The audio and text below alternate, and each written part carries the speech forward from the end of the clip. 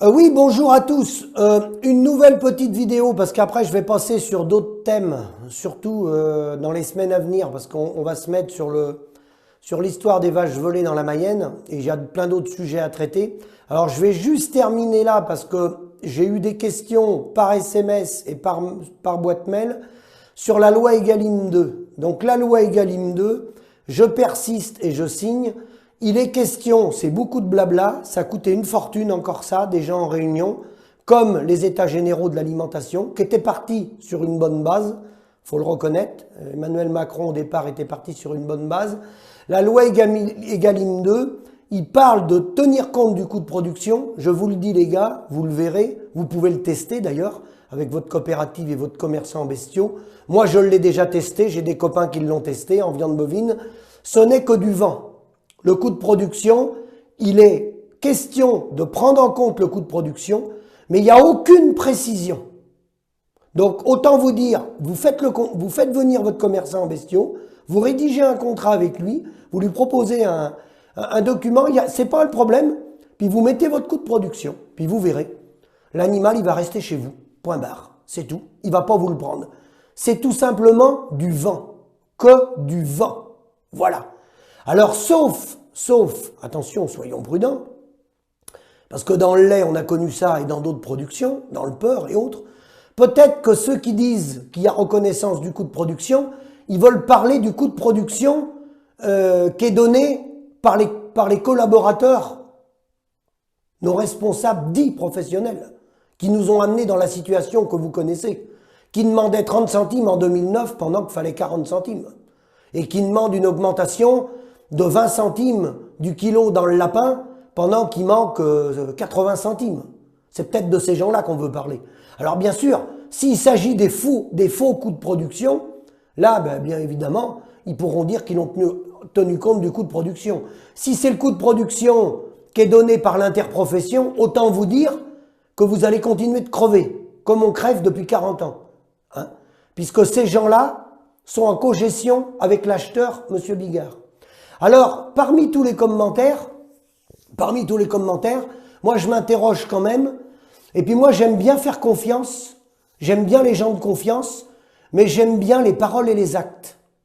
Parce que moi dans mon département, j'ai Monsieur Doniol, à ma connaissance, il ne vit pas que de la viande bovine, surtout pas de la viande bovine, il vit de ses mandats.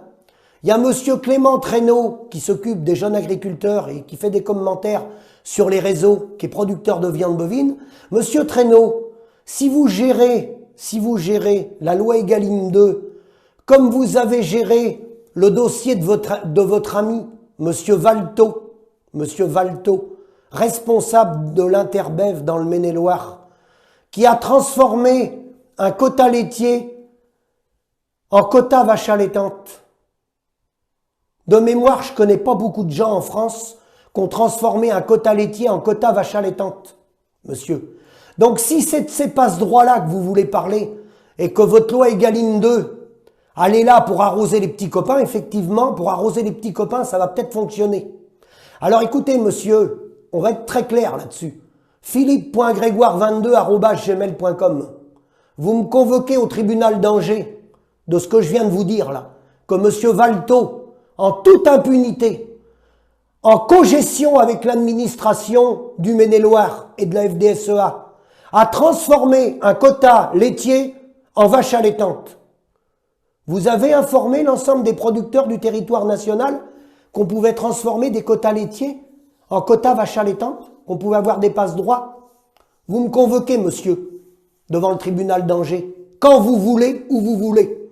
Et je vous donnerai le lieu, la date, les gens qui étaient ce jour-là présents dans la commission, ainsi que les noms et des rapporteurs qu'on signait en bas de ce document. D'accord, monsieur Traîneau? Alors, avant de donner des leçons sur les réseaux et de traiter les gens de complotistes ou d'adhérents de la Confédération paysanne, non, monsieur, je ne suis pas adhérent de la Confédération paysanne. Et voyez-vous, j'ai des collègues de la Confédération paysanne qui sont surtout plus honnêtes que vous et qui n'ont pas transformé leur quota laitier en quota vache allaitante. Alors, loi Egalim 2, ne venez pas nous donner de leçons. Il y a 40 ans que vous assassinez les éleveurs, alors loi Egalim 2 et tous vos blablas, vous voulez garder pour vous. Mais vous venez pas donner de leçons, surtout pas à moi. Et vous me convoquez quand vous voulez, au tribunal d'Angers, pour un éleveur, je dis bien un éleveur du Maine-et-Loire, monsieur Valto, qui a transformé un quota laitier en vache allaitante. Je vous attends, monsieur. Vous savez où j'habite? J'habite à Chanzeau. Vous avez mon adresse? philippe.grégoire22@gmail.com. Et nous serons présents devant le tribunal pour répondre à vos questions avec le SAMU social agricole et bien sûr avec les médias, parce qu'on viendra avec FR3. À bientôt, monsieur Valto et monsieur Traîneau.